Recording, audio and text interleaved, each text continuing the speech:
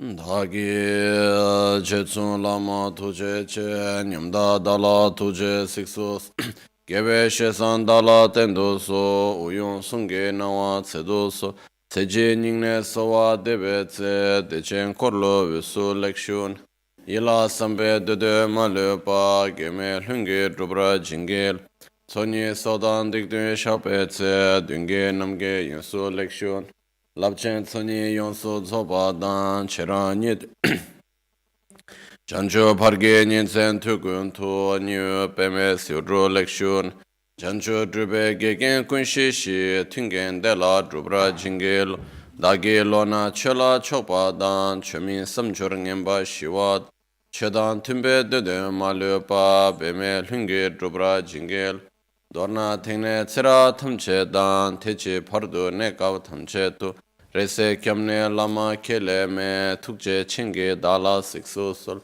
Gongyab Drewe Nyamda Dacha La Jetsun Lame Tuje Rabgon Kodan Sungi Nawa Drame Tu Nyamsu Nyome Kesan Tobrash Kewa Kundo Yanda Lama Dan Drame Cheki Pela Longche Chin Sada Norje Changi Koba Nyurtobo Shu Pakyuke Kudan Dagi Lo Pakyuke Sundan Dagi Nga Pakyuke Tukdan Dagi Tenyerme Chikto Jingi Lo Makyuke Kudan Dagi Lo Makyuke Sundan Dagi Nga Makyuke Tukdan Dagi Tenyerme Chikto Jingi Lo Om Muni Muni Mahamuni Shakyamuni Swaha Om Muni Mahamuni Shakyamuni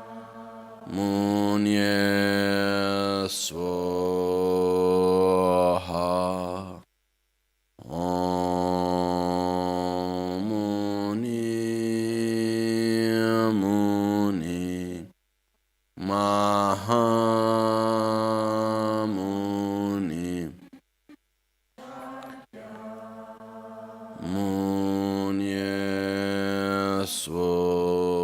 Swaha Tayata Gate Gate Paragate Parasamgate Bodhisoha Tayata Gate Gate Paragate Parasamgate Bodhisoha Tayata Gate Gate Paragate Parasamgate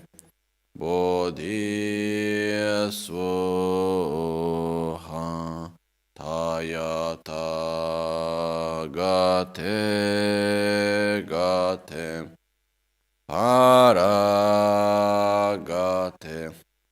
Parasamgate Bodhisoha Sangye Chedan Tsoge Chonamla Jancho Pardo Dani Kepsu Chi Dagi Jinso Give Sonamgi Rola Pinchira Sangye Druparash Sangye Chedan Tsoge Chonamla chancho pardo dani kyapsu chi, dagi jinso gibe sonam gi, drola penchire sange drupare, sange chedan tsogi chona, dani kyapsu chi, dagi jinso gibe sonam gi, drola penchire sange drupare shon. In the Buddha, Dharma, and Sangha, I take refuge unto enlightenment. Through the practice of generosity and the other perfections, may I attain Buddhahood for the benefit of all sentient beings. As we were seeing yesterday, the vision that we have, the worldview, the paradigm in which we live, it has a total influence, not only an influence, it determines the way how we experience reality. It determines the way how we act, the way how we live, the way how we actually experience and everything. So, it is extremely important for us to have a correct view. And when we talk about a correct view, it's not talking about, oh, this is a better view, that's a worse view, oh, this is the view that you should have because of this or that. It's basically talking about a view that is coherent. Coherent, I mean, a view that, for example, if something is impermanent, I see it as being impermanent.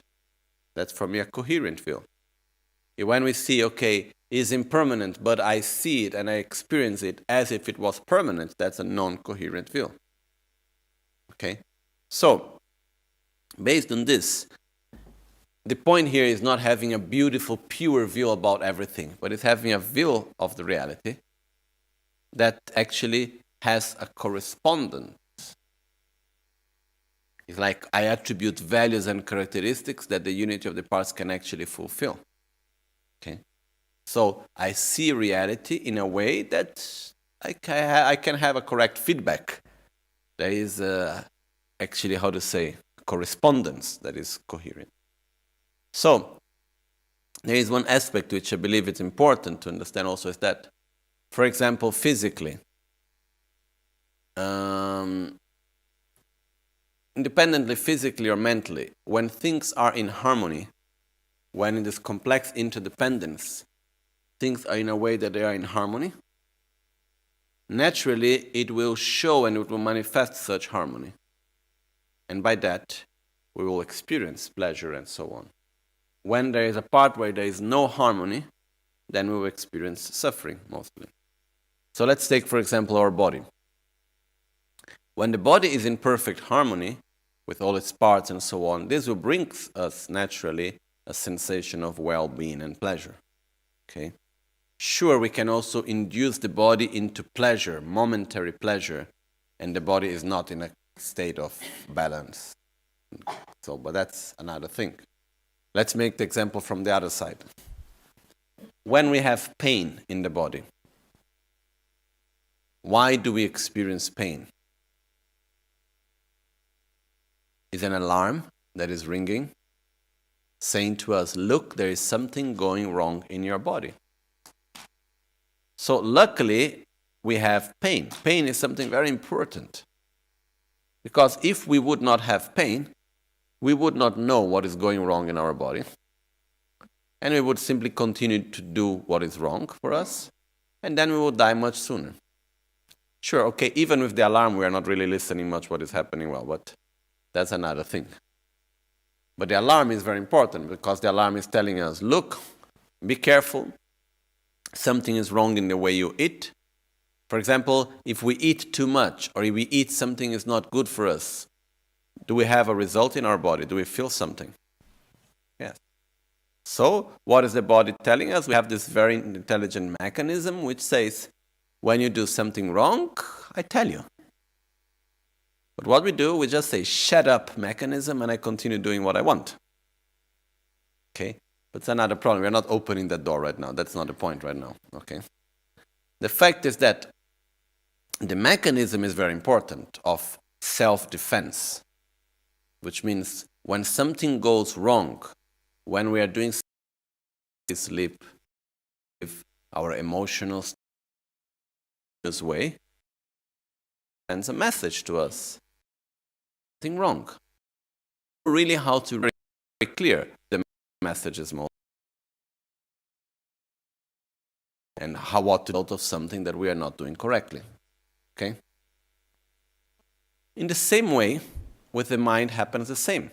We have mental suffering also, and the mental suffering, when we suffer mentally, when we have any type of fear, anxiety, any type of mental suffering, it is a sign which is manifesting, showing you are doing something wrong with your mind. And one of the things that we do wrong is that we act and relate to reality in an incoherent way. So, for example, let's just take, as we said yesterday, imagine for an instant how would it be if we could simply relate to impermanent phenomena as being impermanent. Simple as that. It is impermanent, so it is impermanent. Finished. No any other thing. How much suffering less would we have? A lot, actually. There are a lot of conflicts, of sufferings, of difficulties that we would have, that we have now, that we would not have anymore. By the simple fact of having coherence with the reality of impermanence. So, the more we are coherent with reality, the less we suffer. We have this inner state of health, let's call it like that. Okay? So in order for us to be able to develop such coherence, we need to understand how is reality.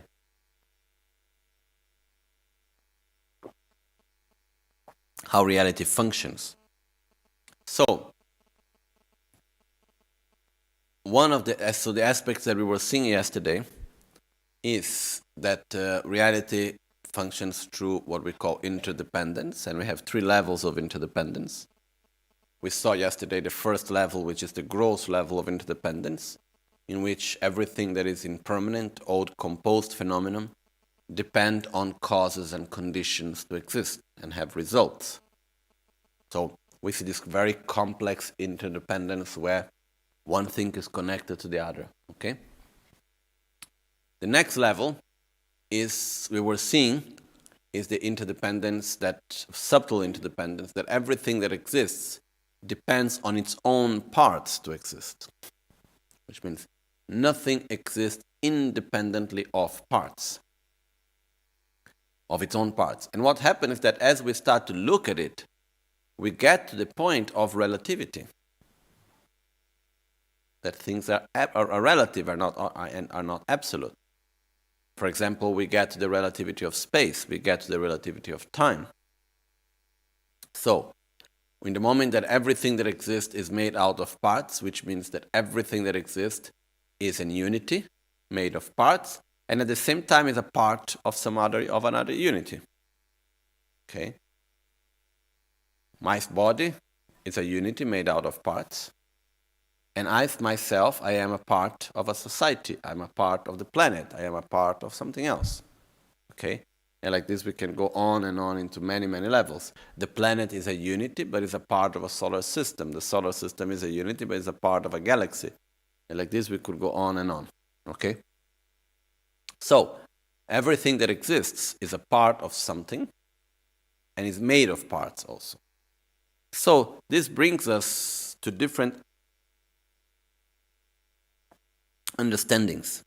One of them is the fact, as we just said, that space and time is relative. Because when I take, for instance, space, and we say, okay, yesterday we did example of looking at our nail and saying how much space do I have outside and how much space do I have inside. And we saw that we have the same amount of space inside and outside. So I can expand as much as I want, I can expand inwards as much as I want. So infinite is equal to infinite. So basically what we can see through that is that it doesn't matter how big my hand can be. Actually, it makes no difference. It's always of the same size somehow. What I mean by that? Big and small size only exists in reference to something else. Okay? Something is big only because it's bigger than something else. Something is small only because it's smaller than something else. When I take something and I say it doesn't matter, I can always have something bigger, bigger, bigger. I can always have something smaller, smaller, smaller. It is not big or small by its own characteristics. It's just big and small in reference to one or another. It's the same thing with time. What does it mean that something takes a long time or something takes short time? The reference that we have. For example, 1 minute, is it long or is it short? Depends. If I compare 1 minute to 1 year, it's short. If I compare 1 minute to 1 eon, it's extremely short. But if I go and I take 1 minute and I start dividing, I was remembering when I was studying a little bit of Tibetan astrology, when we have the division of numbers, we use the units that we use to calculate the position of the planets. We use what we call hours and minutes, but basically it's 60 degrees, and time-wise, 1 hour of 60 minutes is made out of 1 hour is like 2.5 hours, 24 hours, 60 minutes hours. In the normal hour system that we have, okay, to get one of our hours, we need 2.5 Kalachakra system hours, okay? Anyhow, then the basis to divide, which is made that, okay, then 1 minute is made out of 6 breaths.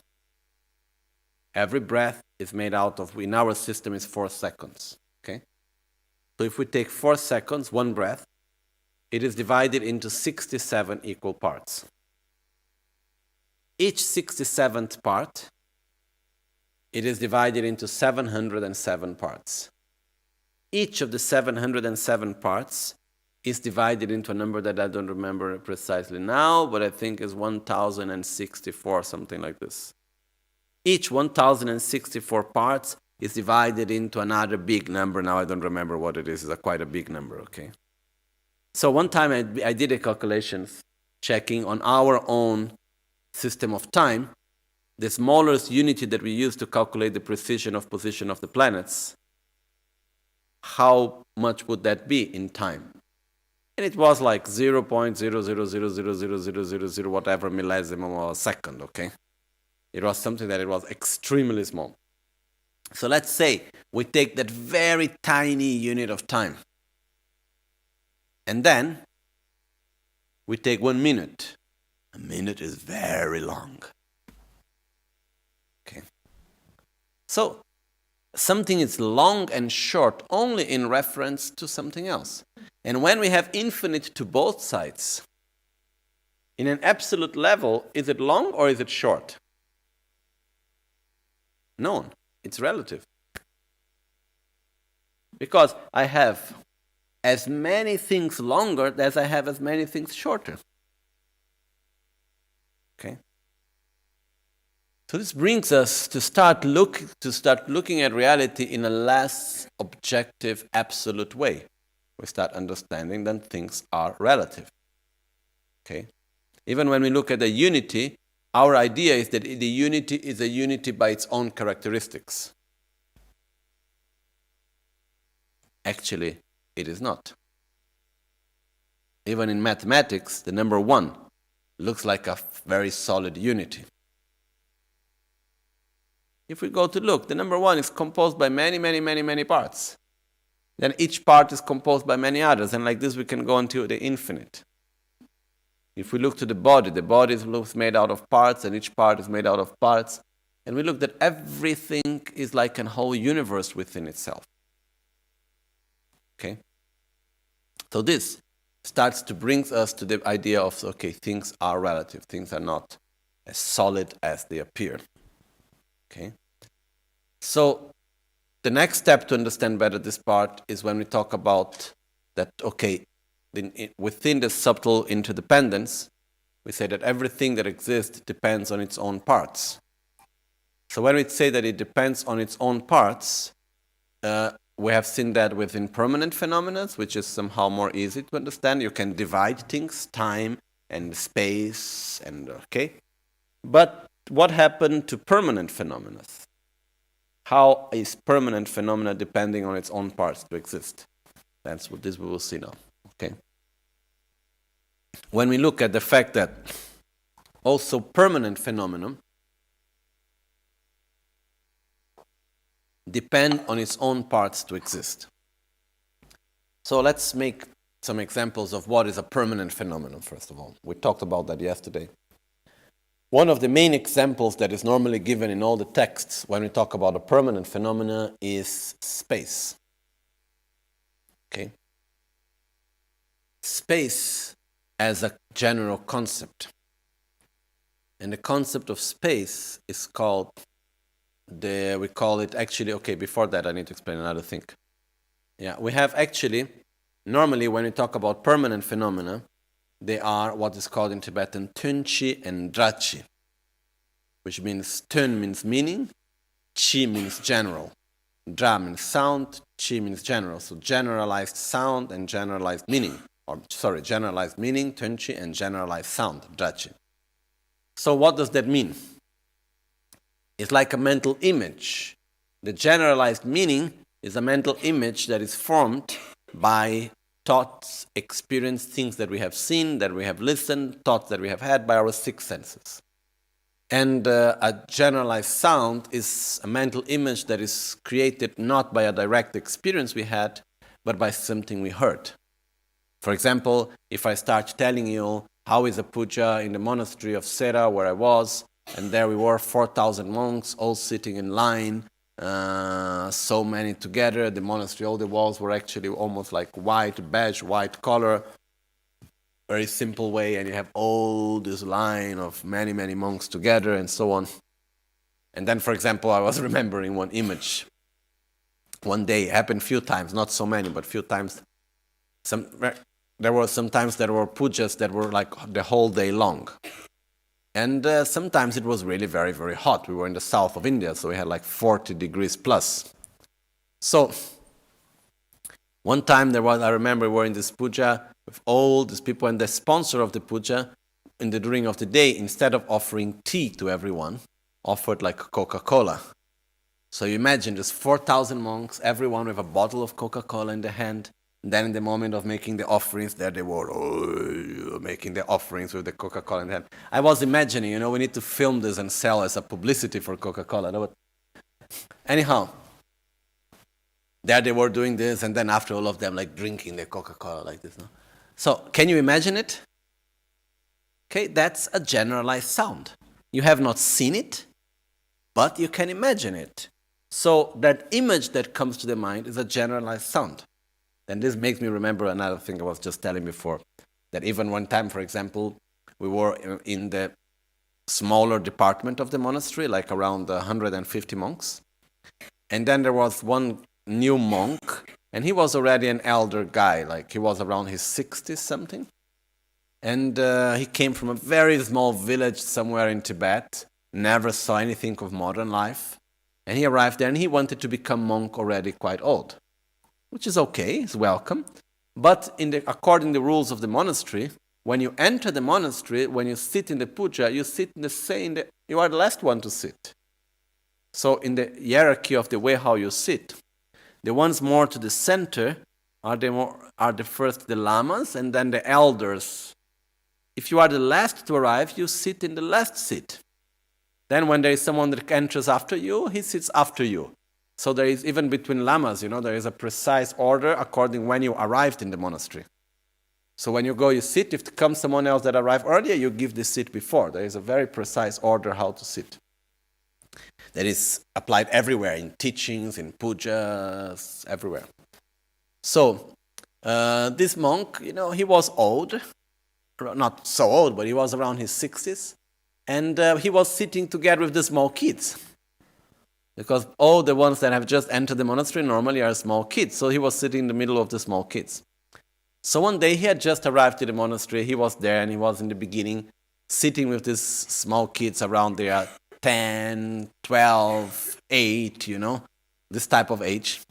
And they were making fun with him. So what happened is that one day there was in the puja and there was some sort of cold drink like Coca-Cola, Sprite, whatever. And then he saw that and he had never seen it before. He had never drank it before. So they looked to him and they said, yes, we show you, we help you, like nice way, yes, we help you. Then they give him like the bottle and they said, okay, yes, take. And then they said, you do like this, put your finger, do it like this way.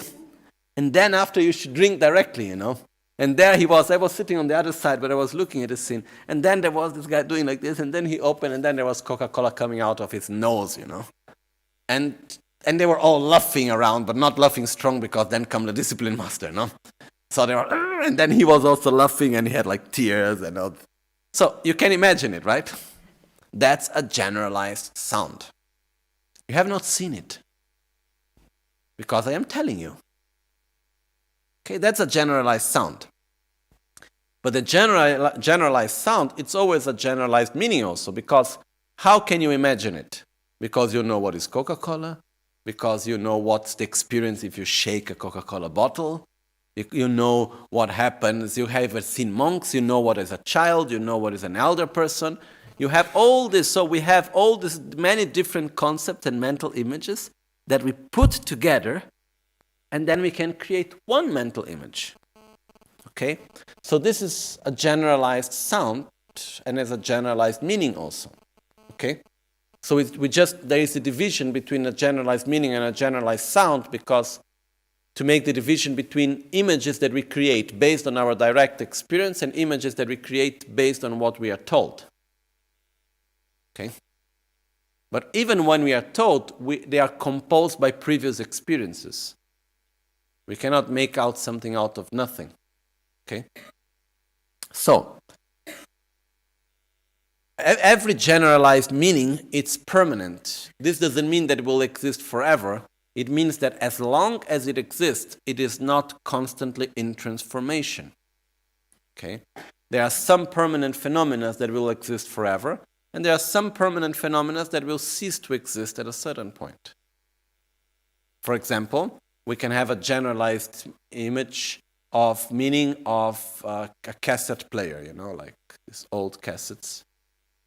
So how do you call that in English? Cassette, no? Cassette. Like a cassette that we have. I don't know, maybe in a few generations, people will not know anymore what cassettes are. So that general concept is gone. Okay, even now, not so many people know about it, okay?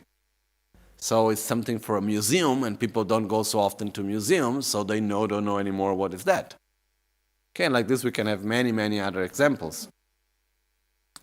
So I saw the other day a short movie of they made an experiment, they took children, and they were showing this old phone with the things that you turn around, a dialing phone, and they were showing to the children and saying, okay, what is this? And the children really had difficulty knowing, And he said, this is a phone. And they were looking, wow.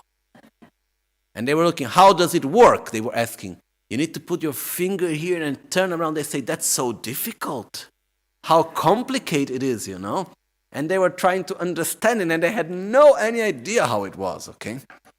So the point is that imagine at a certain point, some concepts, they're gone because they don't have any more reference about it. So they are impermanent. They're not impermanent, but they do not exist forever, simply because at some point they cease to exist.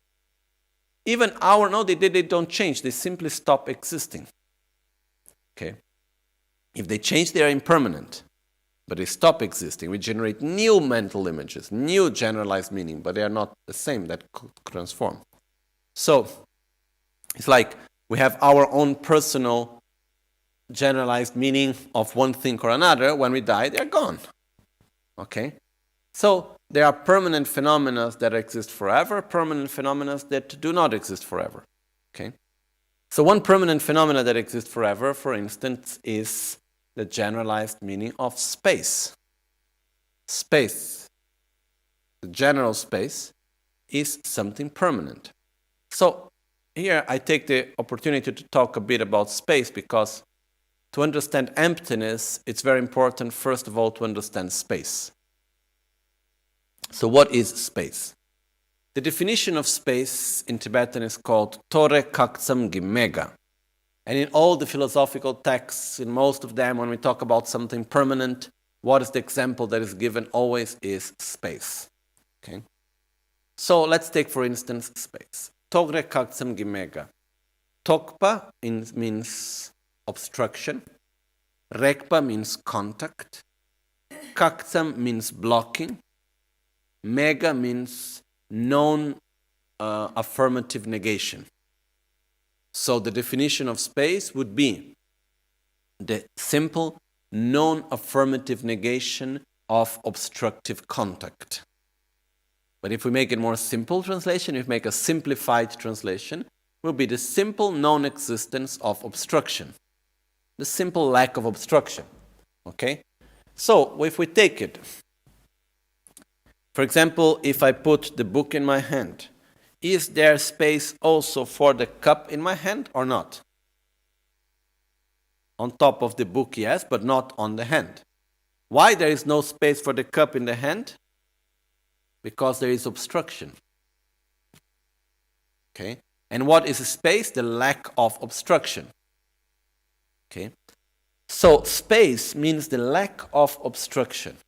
The simple fact that there is no obstructive contact, there is no obstruction for something to be there. So, if we take anything, if we look, for example, okay, I take in my hand and I put the book. There is no space in the hand for the tissue, okay? Because there is obstruction for the tissue. But is there space in the hand for the book? Yes, why? Because there is no obstruction for the book. That's why the book can be there. If there was obstruction for the book could not be there. Okay? So this means that wherever there is space, there is materia. Wherever there is materia, there is space. They are not two separate things. Even if I take this ball, is it empty or is it full?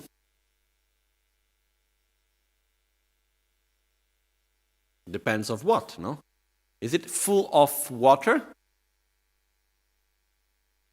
Is it empty in the sense of having nothing inside? No, because there is air. Okay? So is there space inside the ball? The question is, space for what? Because is there space for more air? If we compact it, maybe yes, but actually there is air inside, and for me to, when I move my hand, the air goes out. It's moving, okay? So what it means is that at the same time that there is space, there must be something filling up that space all the time. In other words, it means wherever there is space, there is materia. Wherever there is materia, there is space. In order for me to have something there, there must be space for it to be there. No, the example that I was giving is like a car. Imagine a car with many people inside. Like one time I was in India and I was from the Gyume monastery going back with my father, and we took one small rickshaw, a small taxi, and we did a stupid thing of paying him half of the money before we go. He was supposed to wait for us. Now, when we came back, he was not there anymore. So we needed to walk. We're 5 kilometers, and on the way we found one sort of a taxi that stopped. It was not a real taxi, just a car that stopped and was putting people on the way. And we asked how much. It was really cheap, and we said, "Oh, that's nice." But as we would go on, they would just start putting people inside. And we were in this old ambassador car, and which has one long seat in front and in the back. And simply, we were at a point more than 15 people inside. The driver was almost with the windows open, almost driving from outside the windows, with his bump was on the side, had no place even where to sit, you know. And we had one person sitting on top of the other, and it was very interesting because people didn't know each other. And they had no problem that someone else was coming and sitting on their lap, and it was no problem whatever, you know. Maybe the ones that were more uncomfortable were me and my father, but for the others, you know. So basically, the car was completely full. Was there space in the car for that 15 people? Yes. For more people, difficultly. Okay? But the fact that something is full, it means it's full because there is a space for that things to be there. Okay? Even if we make an analogy of this, when we talk about inner space means not having blockages for something, not having obstruction for that. You know? The people that were in the car, they had space to receive other people. You know, they had the inner space that other people that they have never knew could just come and sit on their lap and everything was fine. They had space for that. They had no obstruction for it. Maybe we go into a car, there are 3 people sitting there, and then there is a big obstruction, or 1 people even, and then there is no space for someone else because there is obstruction for the other. Okay? So we understand that having space means having no obstruction. And wherever there is something filled, it means there is a space for that. There is the lack of obstruction for that to be there. So, the space of yesterday, the space of today, and the space of tomorrow will always be the lack of obstruction. So space, in this sense, is permanent. The simple lack of obstruction, the negation of obstruction, it's permanent. In this context, space as a whole is not changing. Okay? So, what are the parts that compose space? Because space exists independent of its own parts, as every phenomenon. So, what are the parts that makes space? We have the space as a general space, but space as a general space only exists because there is the space of the car, the space of the bowl, the space of the hand, the space of this, the space of that. It's only because there are specific spaces that space as a whole can exist. Okay, I will make another example to make it a little bit more simple. We take a table. We have a general concept of table. Okay? We have a generalized meaning and a general concept called table. The table as a general concept only exists because there is the round table, the square table, the big table, the small table, the blue table, the red table, my table, your table, his table. Wooden table, metal table, and like this we can go on and on and on. The fact is that our normal way of thinking normally would be the opposite, would be because there is the general table, there can be many specific tables. But actually the general table only exists because there are many specific tables. And if you take out all the specific tables, the general one cannot exist. It's like saying, human beings. Is there something called human being? Yes. But if it was not for the existence of each and every one of us, could a human being exist if every human being would not exist? No. Okay? So, when we take a generalized image of something, that generalized meaning, it's based out of the specific meanings of it. That are the parts that compose it. And then we take, okay, a table can only exist because it depends on the many, many different tables that exist. And then we take this table. Okay, what are the parts that compose the general meaning of this table? And then here we can even go into other aspects also, which I think is interesting. This is not what is described in the text, but I think is a reflection also. That is the fact that when I look and I say, okay, the red table in the Gompa that comes from Nepal. Okay? We have a generalized meaning of it, which has many aspects. Every generalized meaning that we have, it's a result of other generalized meanings that we had before, that we put together. It's like when I explained before the image of the monk drinking the Coca-Cola in the monastery. We can only generate that because we have other thoughts before that we can put together to generate. In other words, every thought that we have, every concept that we perceive, is a result of other thoughts that came before and other concepts that we had before put together. There is no anything as an 100% new thought. It's always the result of one thing connecting to another that we put parts together and we make them. Okay? So, even our thoughts are made out of parts. Even our concepts are made out of parts. Okay? And the generalized concepts are also made out of parts. But the main point which I want to break here, this morning before coming down, I was looking at 2 books I have in my altar, which is 2 books that talk about the correct view of reality. One by Lama Tsongkhapa, one is a commentary on the book of the same on that book. 2 thick books like this. And I was looking at it and I was saying, okay, normally it takes 4 years to study all of this, no? We're trying to talk about it in 2 days. Okay? So we cannot enter into all the details, okay? But the main point which we need to get here clearly is everything that exists, permanent or impermanent, depend on parts. Okay?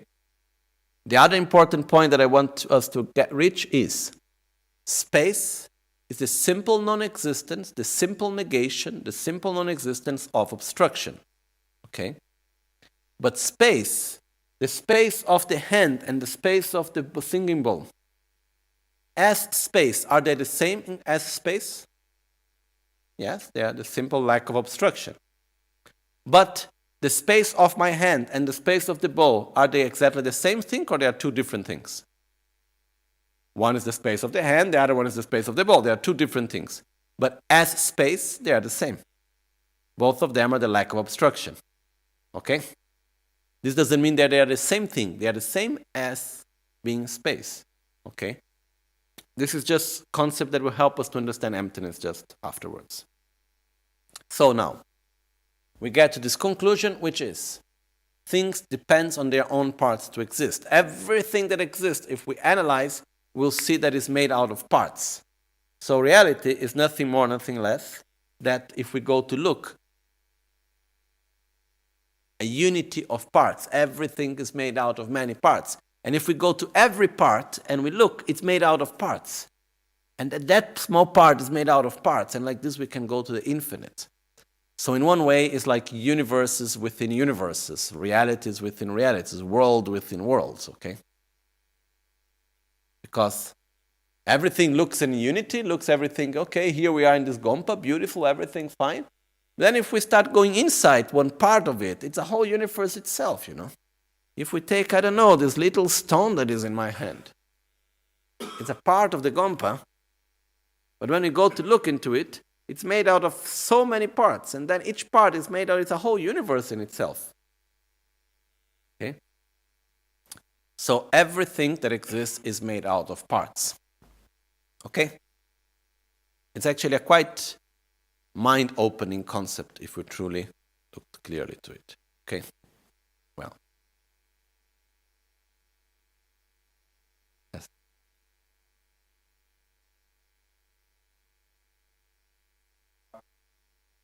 Yes. Yeah. The space element is impermanent. Okay? There is a very, how to say, try to make it simple. There is 2 different things, but which are strictly connected, which is the space element and the space as a general concept, okay? The space element, it's impermanent. For example, between the atoms, there is space. If there was not space between, all would be one. If there was no space between me and you, we would be one thing. Okay? If there was no space between atoms, there would be only one. The whole universe would be so small. Okay? So space, this element space, it's impermanent, and because it interacts. Okay? So when I talk about the element space, it's interacting with everything else. That's why it is impermanent. When I talk about space, general space, the simple lack of obstruction, it is actually a concept. Because wherever there is space, there is materia, and space is everywhere. It's a concept more than something physical. Okay? So when we talk about the physical space, which is the element space, it is actually impermanent. Okay? When we talk about the concept of space, which is the lack of obstruction, it is permanent.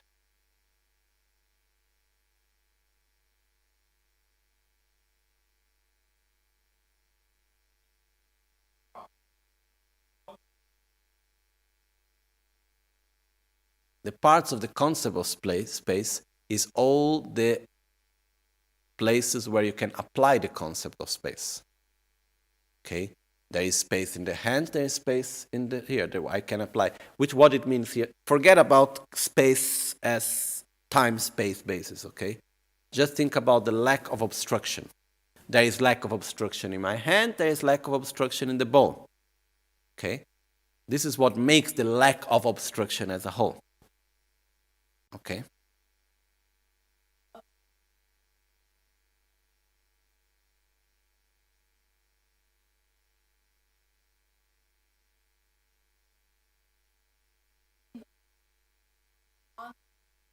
No, I'm talking about the space above my hand, the space above the ball. Then there is the space for the hand itself to exist. This is another thing still.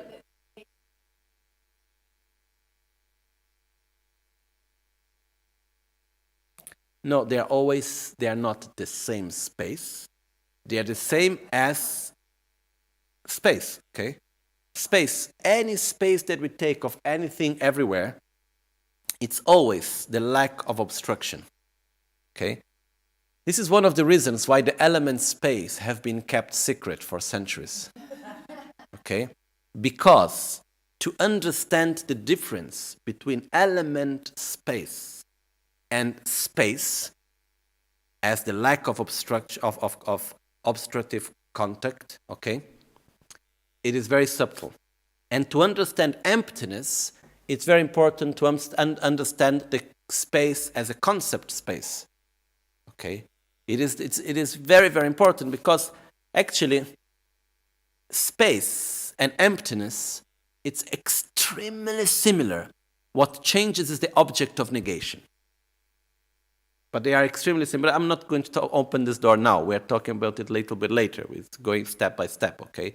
The important thing, just to make this clear, is that one thing is the element space. Another thing is the lack of obstruction. Okay?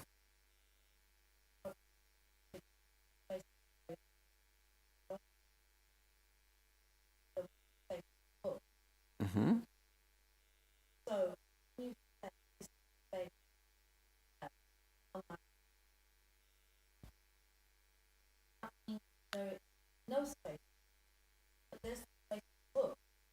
No, that doesn't mean there is no space on the hand. There is no space on the hand for the bell.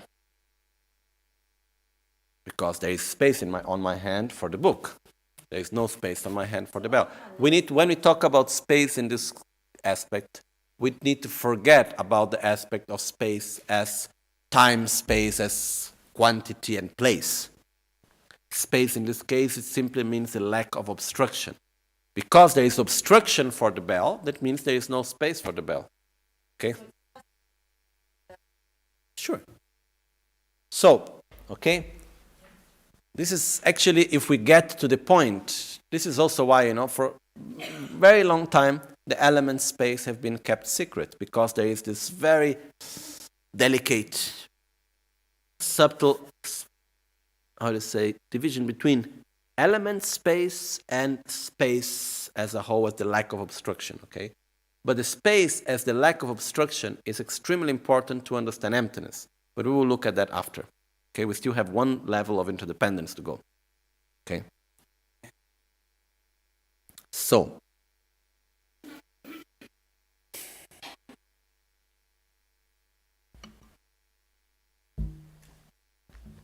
third level of interdependence.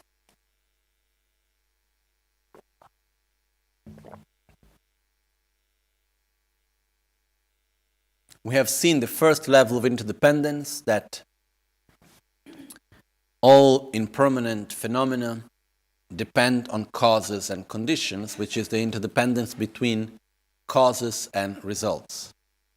We have seen the second level of interdependence, in which everything that exists depends on its own parts to exist. Is the interdependence between unity and parts. Now we go into the third level of interdependence, which is why the parts get together. What makes an unity an unity? Okay?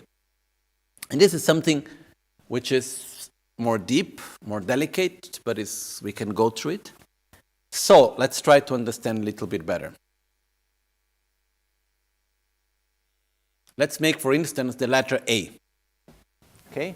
We take 3 lines. 1, 2, and 3. Okay, we make like this, a triangle with an open triangle with one line in the middle. What is that representing? Letter A. Why that parts put together are the letter A and not only 3 lines? What makes it to become a letter A? The observer. The value that is attributed to it. Okay?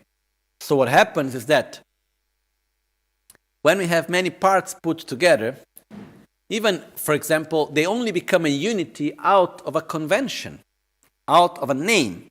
A name means characteristics and functions put together. So when we say this is that, it means it has characteristics and functions. For example, the number 1.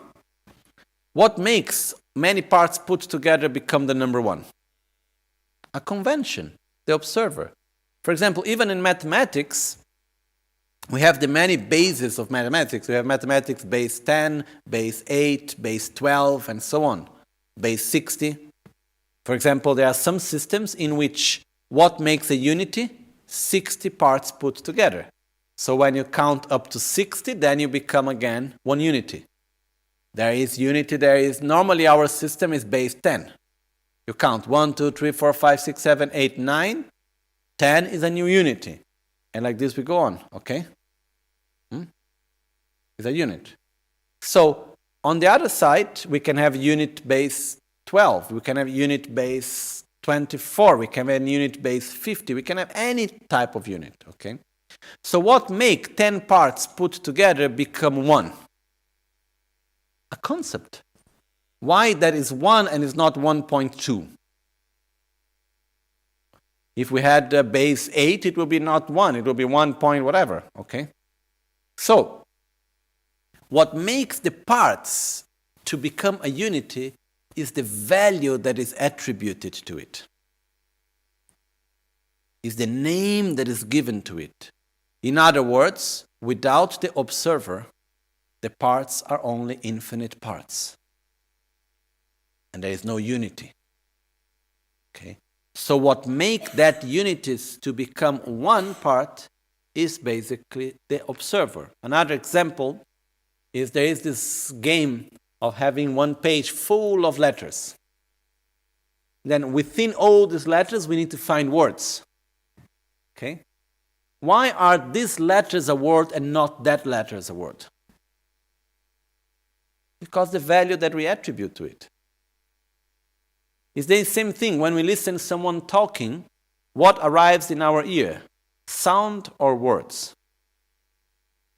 Sounds. What we do to these sounds? We attribute values. Okay, what's that? Oh, that's a word, okay? I love you. Okay, what does that mean? It's just a sound. Then each one of us mean what we want, you know. It's very interesting. One time I needed to write for Rinpoche. He asked me, he needed to give a talk in a very formal context. And he wrote his speech. And he needed to read his speech. And they asked him to have the official speech. So I rewrote the whole speech in English using Tibetan phonetics for English. So I wrote like using the Tibetan letters to make the English sounds. And it's so interesting because when we start doing that, we start seeing that it's just sounds. It's just sounds and we attribute values to the sound. There is nothing more than that. Okay?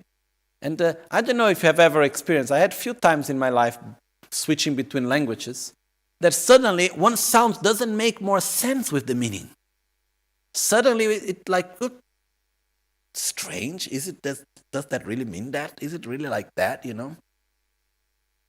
So what happens is that when we talk, when we listen, actually are just parts. What are the parts? The vibrations of the sounds. And what we attribute to the sounds? Value and meaning. Okay? So basically, what happens is that everything that we see, what appears to our eyesight, forms and colors. What we do to these forms and colors? We attribute meaning to it. It's like when we have a painting sometimes that looks abstract, that we cannot understand anything. It's just colors and lines put together. Then someone comes and starts explaining to us and show things inside.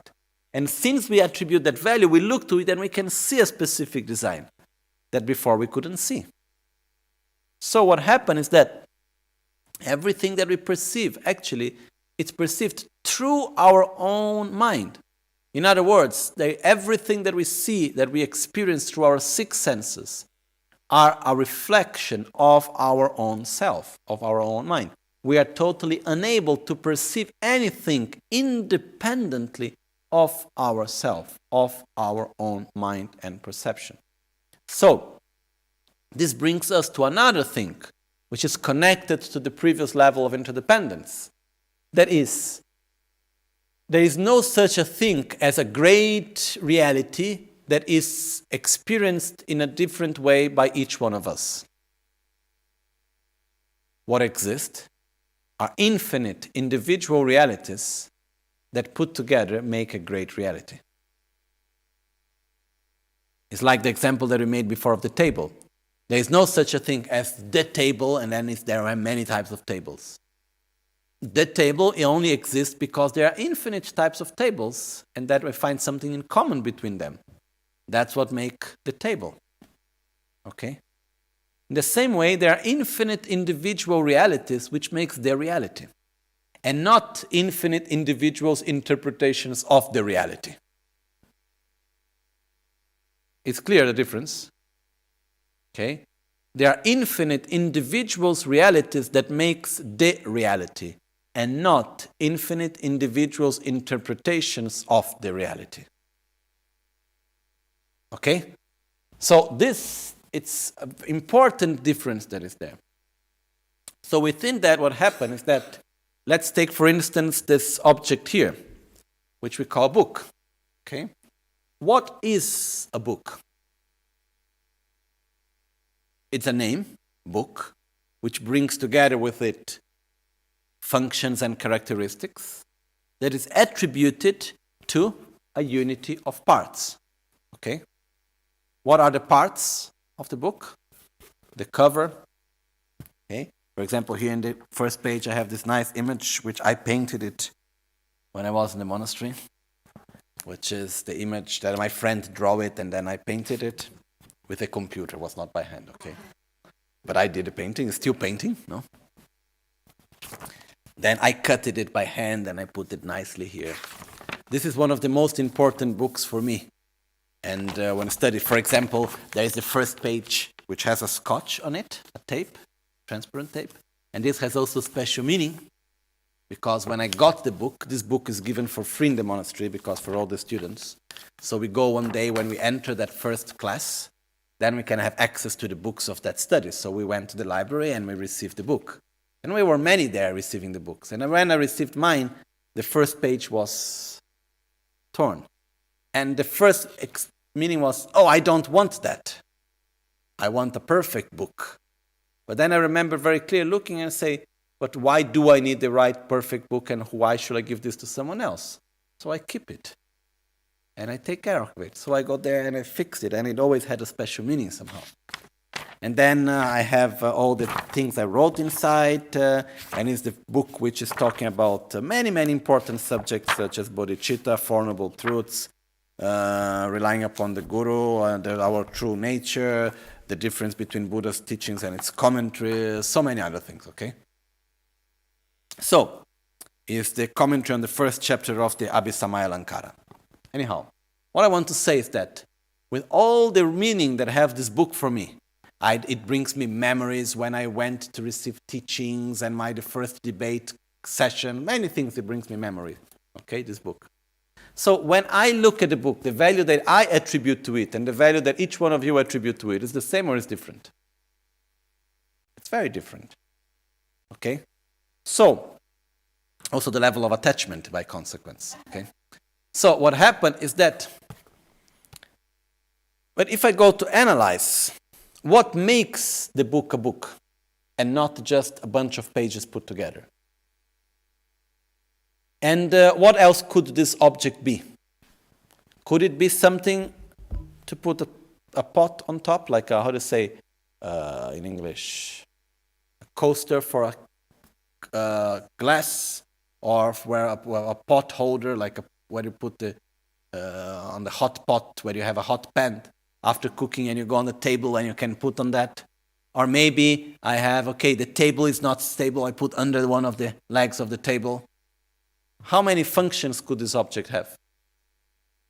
Almost infinite, right? Countless functions. So, if we actually analyze and we look, how many possibilities exist at the same time in the same object? This same object, how many things can it be? How many possibilities exist at the same very right moment? All these possibilities, they exist together or they exist separately? They are at the same time there, or maybe one time there is one possibility, then you can choose another possibility another time. They exist simultaneously. So at the same instant, how many things am I holding at the same time? How many possibilities are here at this very right instant? Countless, infinite possibilities. Okay? What do? We choose one of these countless possibilities by giving it a name. So when I come and I go to look, what is a book? A book is nothing more, nothing less than the name book attributed to a unity of parts. I take a collection of parts and I say, this is a book. If I go to look for the book, where is the book? Does the book exist independently of the name book? We cannot find it. Then we take a page, which is one of the parts of the book. Then I take this page here. Okay? Yeah, this is the page where the chapter about taking refuge starts. So, we take a page. And then we look at the page. And does the page exist independently of its parts? No. But if I go to look and I say, where is the page? What is the page? Can I find the page independently of the name page? No. The page is nothing more, nothing less than a name. Page, which means characteristics and functions, attributed to a collection of parts. And then I go and I take the first letter of this page, which is the Pa. And I take the little letter Pa, and I look at it. And what is the letter Pa? A concept, characteristics and functions, attributed to a unity, to a collection of parts. And then I take the little dot, which makes the first little part of the little corner of the letter Pa. And then I look at it, and what is that? It's nothing more, nothing less than a name attributed to a collection of parts. And then I go down, down, down, and I get to the atom. What is an atom? It's a name attributed to a collection of parts. And like this, I can go up to infinite. So everything that exists independent of the basis of imputation and the imputation of the name. The basis of imputation is the collection of parts. The imputation of the name is the value attributed to it. So everything that exists independence of this. Okay? If we can go a little bit further to see how relative is reality. When we listen to a sound, without analyzing, are we listening to the same sound? I would say yes, no? Let's say next time I play, we don't need to do, but let's say if I would say next time I play the bell, everybody stand up. Okay, we know. That's the moment. Are we listening to the same sound or not? Yes. But if we start analyzing, without analyzing is the same sound. If we start to analyze and we say, okay, the experience of listening to the sound itself, the experience of listening to the sound and the sound is formed by four things, which is 1 plus 3, which is the discernment, which is the value that we attribute, plus the contact. The contact is made out of 3 parts, which is sensory object, the sense object, the sense power, and the sense consciousness. So the sense object, or in this case, is what? The vibration of the sound itself, the vibration in the air.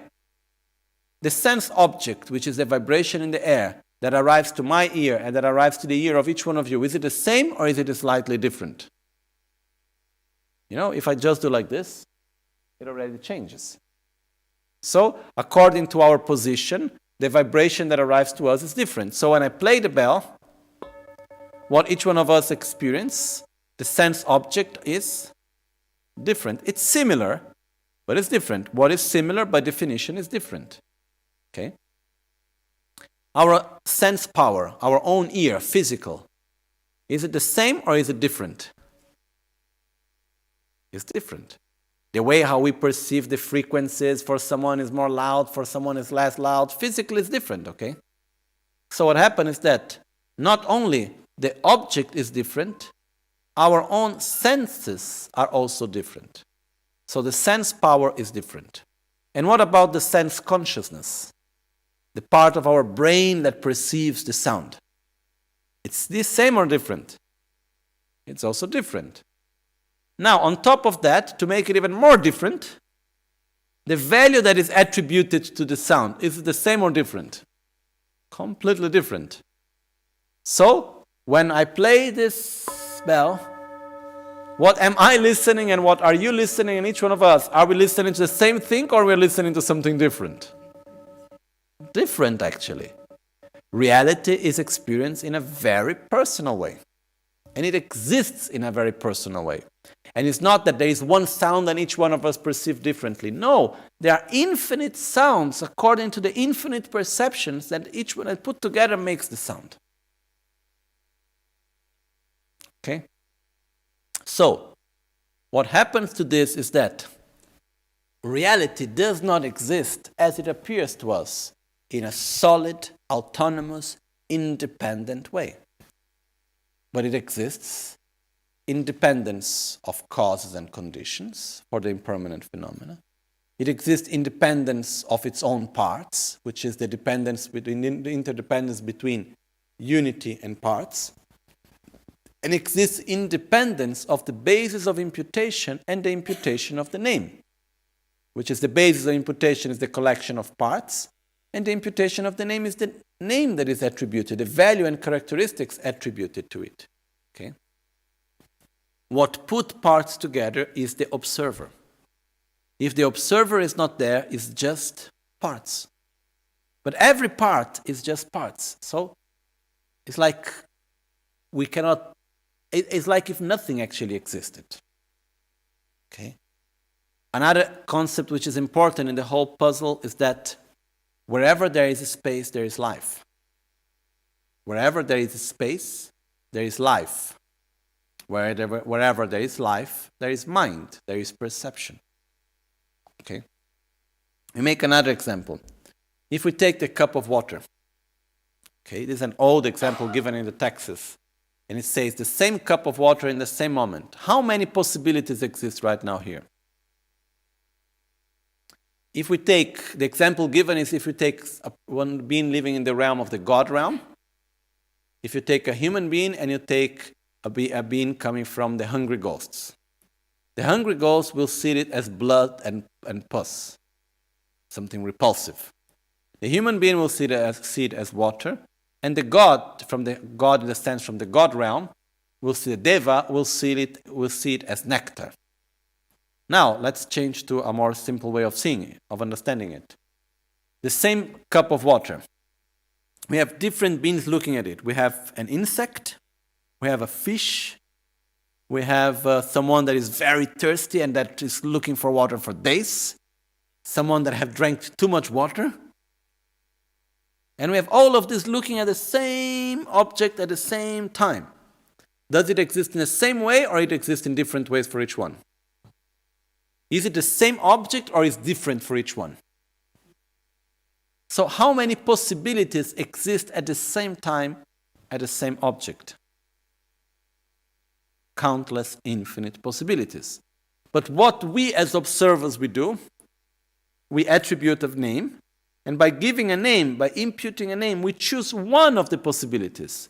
And out of our ignorance, what we do, we think the possibility that we choose is the reality. We are not even aware we chose one from infinite possibilities.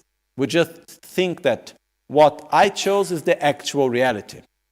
So, I go to this object, I call it a book, and I believe that it is a book simply because it is a book. Okay? One last example to understand it still. Let's take, for instance, this object. What is this?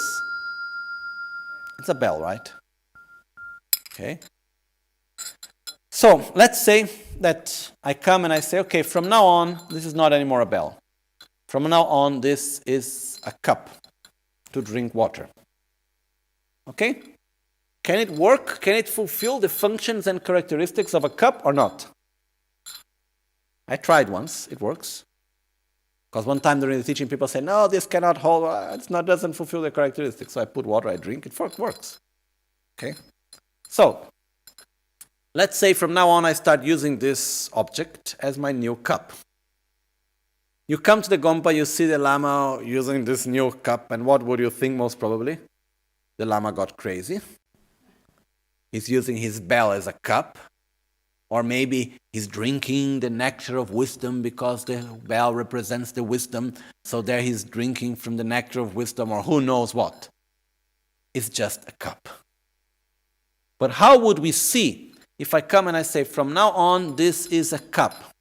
How would we relate to it? We relate to it as a cup, or we relate to it as a bell that is being used as a cup? We use it, we see it as a bell that is being used as a cup. Why? Why is not a cup? Because it's a bell, come on. Okay? Because when we look to it, how does it appear to us? As being an unity of parts to which we attribute the value bell, or we see it simply as a bell? Simply as a bell. So when we look to it, it exists to us as a bell inherently, independently, autonomously, objectively. That's a bell. And finish. Okay, I can look to it as, okay, I can use it. It's not, I can see the bell as a cup. But if we truly analyze what makes it a bell and not a cup, the name that we give to it. Because if I give the name cup, truly, it can be a cup. Okay? So, how can I truly see it as a cup and not anymore as a bell? I need to eliminate the concept bell from it. Otherwise, I will still see it. But the problem is that for us, it appears as a bell inherently. And we believe in it as everything else, actually. Okay? So, another example is like, let's say there is an object of anger. Can we train ourselves to see the object of anger as an opportunity of growth? We can. Can it function in that way? Yes. So I can train myself not to get angry, to practice patience, to develop compassion, and to use the object of anger as an opportunity of growth. But there is a fundamental difference between the object of anger being seen as an opportunity of growth and an actual opportunity of growth. Okay? Because when I see it as an object of anger that functions as an opportunity of growth, in the moment that I take out my effort to relate to it positively, what will come out again? The anger. Because it is an object of anger. In the moment that I take out the mind that say it is a cup, what will come back again? The bell. So the only way how I can truly eliminate an object of anger, the anger that I have to that, in a deeper state, is by seeing that it is not at all an object of anger. Okay, and by to eliminate anger as a whole, I need to eliminate the idea that an object of anger exists by its own characteristics. If I take any object of anger and I truly understand that it doesn't exist by itself, it fades away. Okay. So, once again, how does reality exist? It's interdependent with impermanent phenomenon as causes, conditions, results. All phenomena depends on parts. So it's the relation between the unity and the parts. Everything depends on its own parts. And the third level of interdependence, everything that exists in a complex interdependence between the basis of imputation and the imputation of the name, which means between a collection of parts to which is attributed a value. Now, when we see a person, what are we looking at actually? What are the parts that compose a person? Body and mind. Okay? So normally what we do, we attribute a value to that body and mind. And we call, oh, my friend Devadatta. Okay? But when I attribute a name, when I give a name to you, am I aware that I am attributing characteristics and functions towards you? Or I think that you are what I am saying?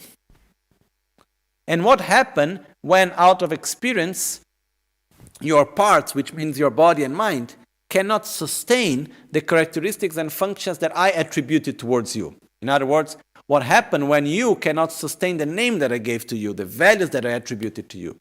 Whom do I blame? You. You are not good enough. You are not like this. You are not like that. You're supposed to be in this way or that way. The situation is not supposed to be like that. It's supposed to be that other way. Why? Because I thought about it. Simply because I attributed a different meaning to it. So, to make things more crazy, what happened is that not only we are not able to perceive reality as it is, being interdependent, when the basis of imputation, which is the union of the parts, cannot more able to sustain the value that we attribute, we blame the parts. And we think reality is wrong. And I notice that I am attributing a value that is inconsistent, it's incoherent, it's not able to be sustained. Okay? So, the important point which I want to reach is that we need to see. We have two things that we have seen here. One first thing, which was, okay, our own ignorance and how things exist. These are the two things. How things exist is, which is the gross level of imputation to it. So, in other words, collection of parts, possibilities with what does the observer now, where is our... Or we perceive reality as if it was autonomous, independent, objective, intrinsic, inherently existent. The second, right? Because when I look at the book, it's a book, and it's sacred, and it's precious, and it's an object of attachment. And that's what it is by its own characteristics. That's how it appears to me, and that's what I believe, and I grasp at it, and I act in consequence. Okay?